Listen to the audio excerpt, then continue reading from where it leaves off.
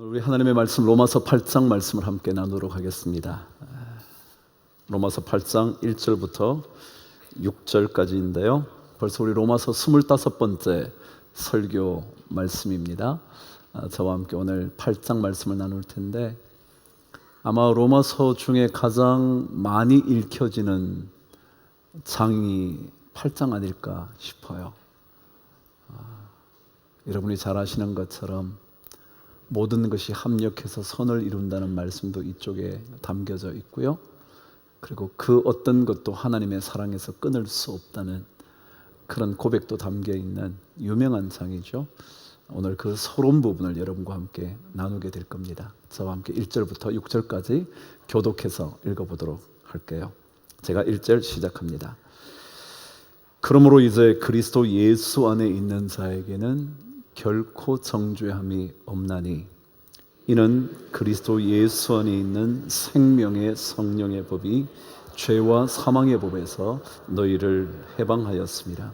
율법이 육신으로 말미암아 연약하여 할 수 없는 그것을 하나님은 하시나니 곧 죄로 말미암아 자기 아들을 죄 있는 육신의 모양으로 보내어 육신의 죄를 정하사 육신을 따르지 않고 그 영을 따라 행하는 우리에게 율법의 요구가 이루어지게 하려 하심이니라.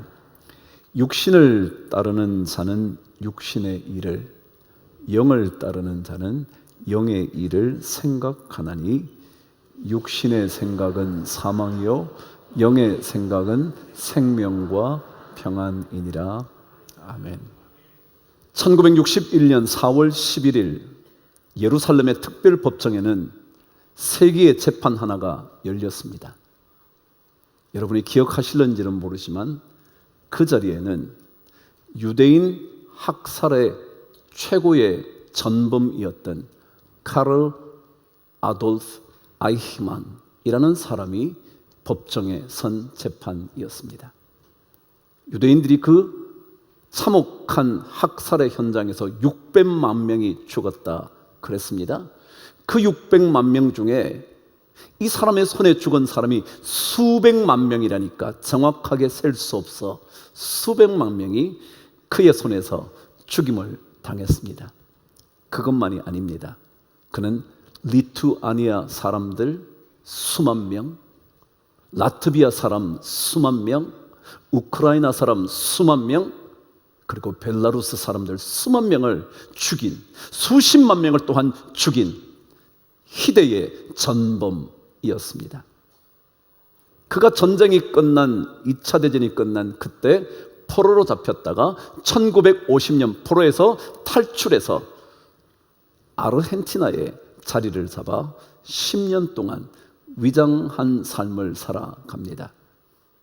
그런데 끈질긴 이스라엘의 모사드 첩보단에 의하여 마침내 체포되어 예루살렘으로 이송이 되어 재판을 받게 된 겁니다.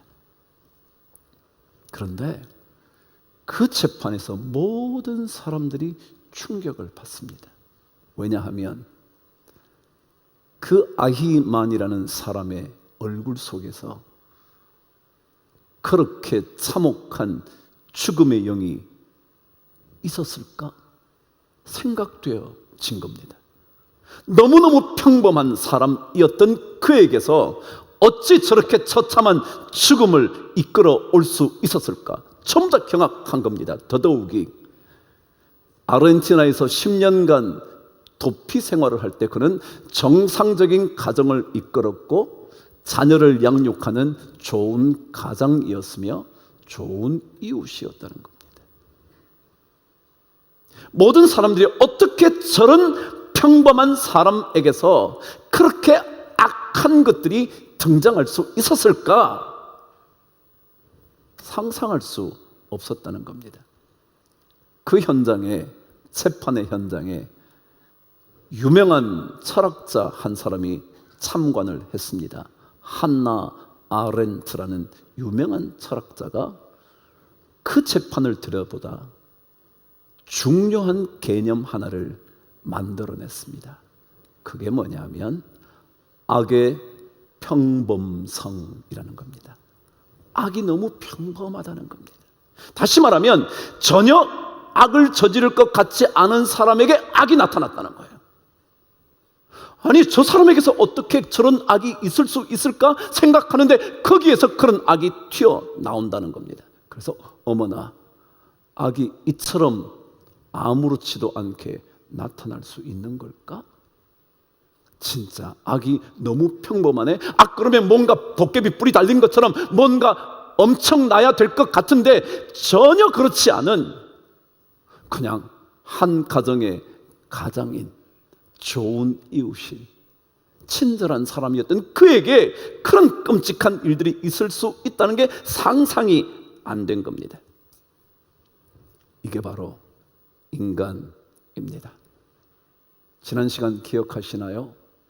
모든 과학자들이 한결같이 동의한 내용이요. 어떻게 악을 배우지도 않은 유아의 어린 아이들이 거짓말을 아무렇지도 않게 할까? 그러면서 결론이 뭐였다고요?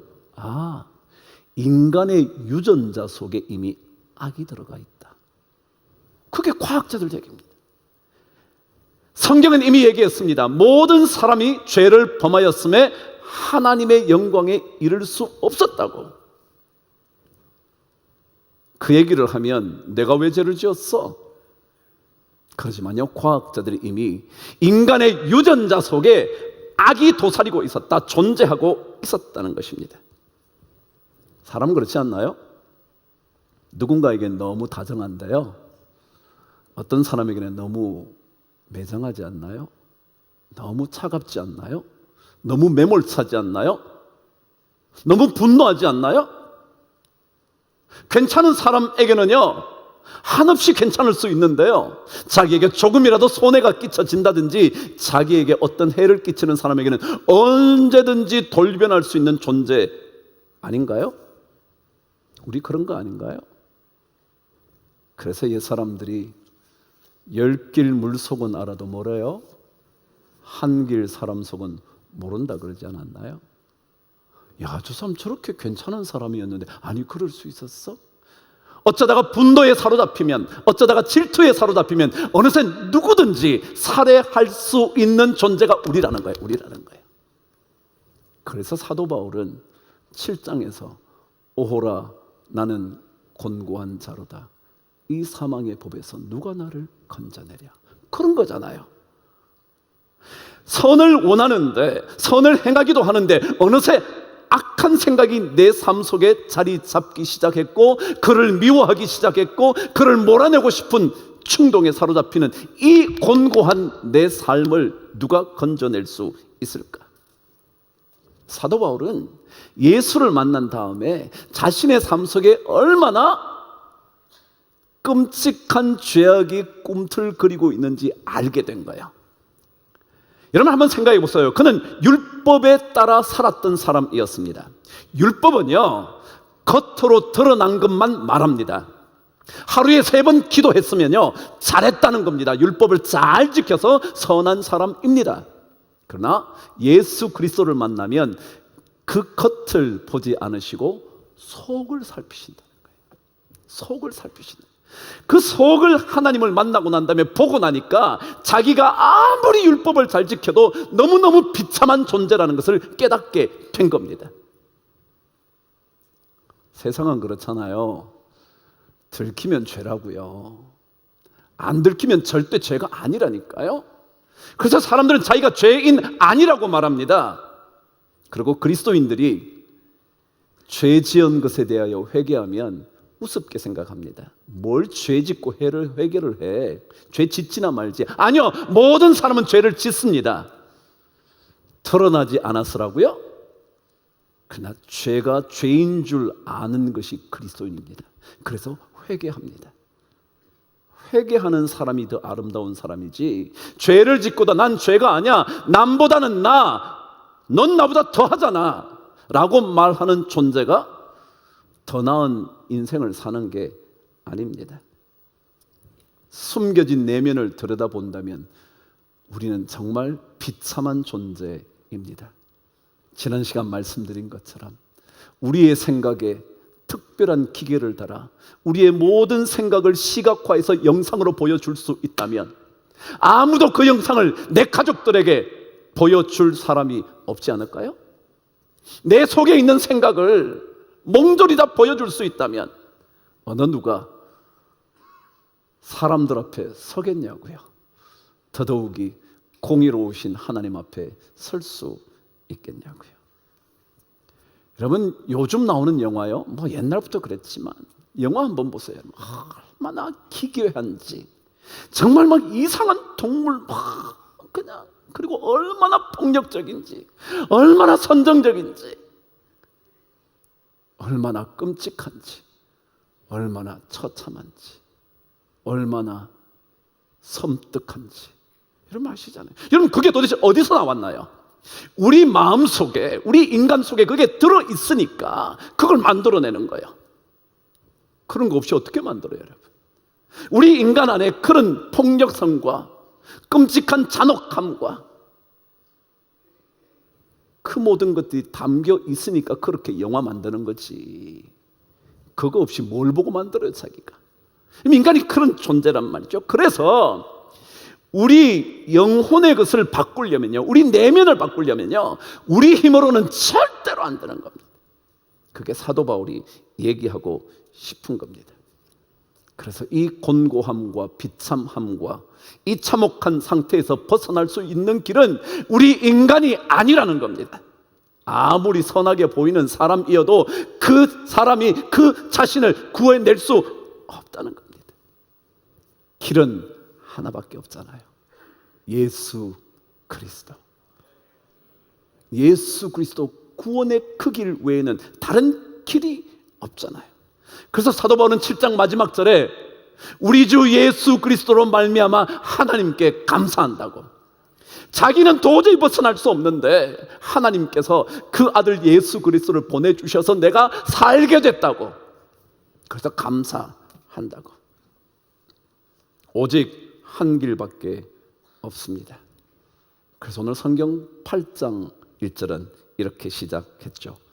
그러므로 예수 그리스도 안에 있는 자에게는 결코 정죄함이 없나니.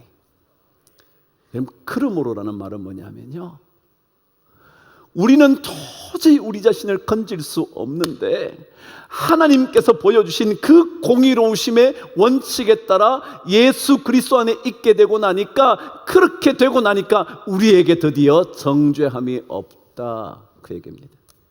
여러분, 예수 믿었다고요 여러분 안에 악한 생각이 사라진다, 그런 뜻이 아니에요. 예수 믿었다고 여러분 안에요 죄가 없어지게 된다, 그런 뜻이 아니에요. 우리에게는 예수 그리스도 외에는 건짐 받을 길이 없다, 그 얘기예요. 그래서 그분을 만나면 그분 때문에 정죄함이 없다는 거지, 내 안에 죄가 없다, 그 말이 아니에요. 여러분, 우리는 연약하기 때문에 우리 자신을 건질 수 없어요. 우리 육신은요 늘 육신의 일만 생각한다고요. 사도 바울은 갈라디아서 5장 19절 20절에서요 21절까지 그가 인간의 일이, 육신의 일이 뭔지 너무너무 상세하게 말해요. 한번 여러분 읽어 보실래요? 그 중에 여러분 혹시 안 걸리는 게 있으시면 다행이시겠지만 그럴 수 없을 겁니다. 한번 읽어 보실래요? 시작. 육신의 일은 분명하니 곧 음행과 더러운 것과 호색과 우상숭배와 주술과 원수 맺는 것과 분쟁과 시기와 분냄과 당 짓는 것과 분열함과 이단과 투기와 술취함과 방탕함과 또 그와 같은 것들이라. 그와 같은 것들이 뭐냐면 등등 등등, 적어 놓지 않았지만 등등, etc. 그런 거예요. 육신의 일은요 너무 분명하다는 거예요. 겉은 깨끗해 보이는데 우린 다 더럽다는 거예요. 겉은 아무렇지도 않은 것 같은데 속에는 투기심과 분쟁과 다툼과 질투심이 가득하다는 거예요. 그래서 사람을 갈라놓는다는 거예요. 당을 짓는다는 거예요. 이게 우리 인간이라는 거예요. 그래서 그런 육신의 일을 생각하는 육신이 구원자일 수 없다는 거죠. 이만희가 아무리 자기가 흰옷을 입고요, 백마를 타고요 다녀도요, 그 속에 육신의 일이 가득한 인간이라 그가 구원자가 될 수가 없는 거예요. 그래서 예수 그리스도 그분 외에는 길이 없는 거죠. 왜냐하면 예수 그리스도는 그는 생명의 법을 가지고 계시는 분이기 때문에 그래요. 그분의 십자가의 죽으심으로 사람이신 예수 그리스도에게 죄를 정해 주신 거예요. 예수에게 죄가 있다, 그리고 십자가에 못 박히셔서 모든 죄를 사하신 거예요. 그리고 그분이 부활하셔서 그분은 생명이 되신 거예요. 그래서 그분이 있는 자에게는, 그분 안에 있는 자에게는 생명의 법이 작동하는 거예요. 율법은 여러분 죄를 지적해요. 율법이 죄를 해결하지 않아요. 율법은 끊임없이 죄가 있다고 말해요. 그러나 예수 그리스도 안에 있는 자에게는 생명의 성령의 법이 그 죄와 사망의 법에서 해방시켰기 때문에 우리에게는 결코 정죄함이 없는 거예요. 여러분, 제가 복음에는 5가지의 핵심이 있다고 그랬어요. 벌써 25주 전, 아니 30주 전쯤 여러분에게 복음의 핵심 5가지를 알려드렸잖아요. 계속해서 반복하곤 했지만 여전히 기억이 잘 안 나실까요? 여러분, 하나님은 공의로우신 분입니다. 하나님의 공의를 만족시킬 수 있는 인간은 아무도 없습니다. 이미 말씀드린 것처럼 모든 인간이 죄를 범해서 하나님의 영광에 이를 수 없었거든요. 그 하나님의 의가 복음 속에 담겨져 있는 거예요. 그 의를 우리 인간 어느 누구도 만족시킬 수 없습니다. 왜냐하면 우리 인간은 전적으로 타락하고 부패한 존재이기 때문에 그렇습니다. 그게 복음의 2번째 핵심입니다. 하나님의 공의로우심과 인간의 전적인 부패와 타락이요. 그런데 이 전적인 부패와 타락 때문에 인간이 하나님의 영광에 이를 수 없었는데 예수 그리스도 구원의 십자가의 보혈로 인하여 우리는 그분의 의를 만족시키게 됐습니다. 율법의 요구를 이룰 수 있게 된 겁니다. 그게 바로 3번째 복음의 핵심, 예수 구원 은혜의 피. 그 예수를 만나고 나면 죄가 자꾸 깨달아지는 겁니다. 남들은 들키지 않았으니까 죄가 아니라 말할 때 나는 자꾸 죄가 깨달아지는 겁니다. 남에게 보이진 않았는데, 하나도 나타난 것은 없는데, 어쩌면 다른 사람보다 더 깨끗하게 사는 것처럼 보이는데 내 안에 그 죄가 있다는 게 자꾸 깨달아서 하나님 앞에 회개합니다. 그게 4번째 복음의 핵심. 복음에는 회개가 있는 거예요. 그 마지막이 뭐냐 하면 이 예수 그리스도를 만나면 생명이 있다는 게 구원의 확신으로 자꾸 오는 거예요. 오늘 로마서 8장 1절이 바로 구원의 확신입니다. 뭐라고요? 그러므로 예수 그리스도 안에 있는 자에게는 결코 정죄함이 없다. 결코 정죄함이 없다. Never. 절대 없다.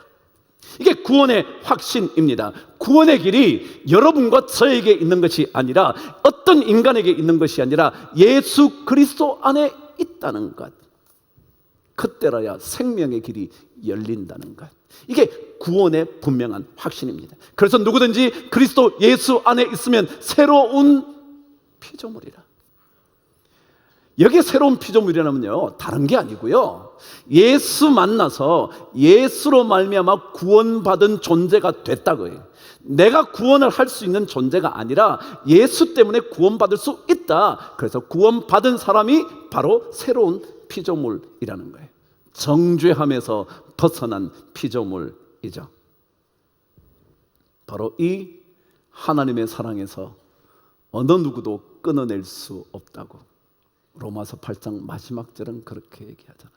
하나님의 사랑에서 끊을 수 없느니라. 어떤 피조물이라도, 높음이나 권세나 사망이나 그 어떤 것도. 이게 구원의 확신입니다. 완벽한 구원의 확신이죠. 예수 안에 있으면, 사도행전의 말씀에 의하면 그 예수를 영접하면 하나님의 자녀가 되는 권세를 주신다는, 그 입으로 믿음으로 고백하면 그는 영원한 생명을 얻게 된다는 것. 예수 앞에 나오면 우리는 죄사함 받은 새 사람이 된다는 것. 이게 여러분 구원의 확신이에요. 여러분과 제가 간간히 부르는 이 찬송이요, 기억나시나요? 슬픈 마음 있는 자, 몸과 영혼 병든 자, 누구든지 부르시오. 예수 이름 부르시오. 그 이름을 믿는 자, 그 이름을 부르는 자, 그가 어떤 사람이든 그는 구원 얻으리. 오늘 이 찬양 부르시면서요, 말씀을 정돈할 거예요.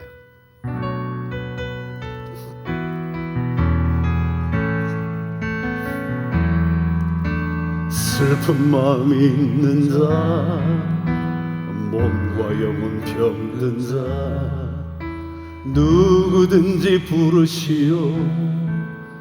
예수 이름 부르시오. 그 이름을 믿는 자, 그 이름을 부르는 자, 그가 어떤 사람이든 그는 구원하리. 다시 한번요. 슬픈 마음 있는 자, 슬픈 마음 있는 자, 몸과 영혼 병든 자, 누구든지 부르시오. 예수 이름 부르시오. 그 이름을 믿는 자, 그 이름을 부르는 자, 그가 어떤 사람이든 그는 구원하. 예수 예수 예수 예수, 오 능력의 그 이름 예수, 나 외쳐 부르네. 예수 예수, 오 구원의 그 이름 예수, 나 외쳐 부르네. 예수 그리스도. 다시 한번 예수 예수 예수 예수, 오 능력의 그 이름 예수, 나 외쳐 부르네. 예수 예수, 오 구원의 그 이름 예수, 나 외쳐 부르네. 예수 그리스도. 여러분과 전에 있는 죄악은 어느 누구도 해결할 수 없습니다. 여러분이 며칠간 잘 사신다고요? 몇 달간 선하게 살 수 있다고요? 여러분 속에 있는 생각들은 어떻게 하실래요? 그래서 그분, 그 예수 외에는 길이 없는 거예요. 그래서 예수 그리스도 안에 있는 자에게는, 예수 그리스도 안에 있는 자에게만 결코 정죄함이 없어요. 그래서 우리는 예수 안에 있는 한 결코 죄에 묶여 살 수 없어요. 죄에 매여 살 수 없어요. 그 구원의 확신을 가지고 힘차게 믿음의 인생 살아가시게 되기를 주의 이름으로 축복합니다.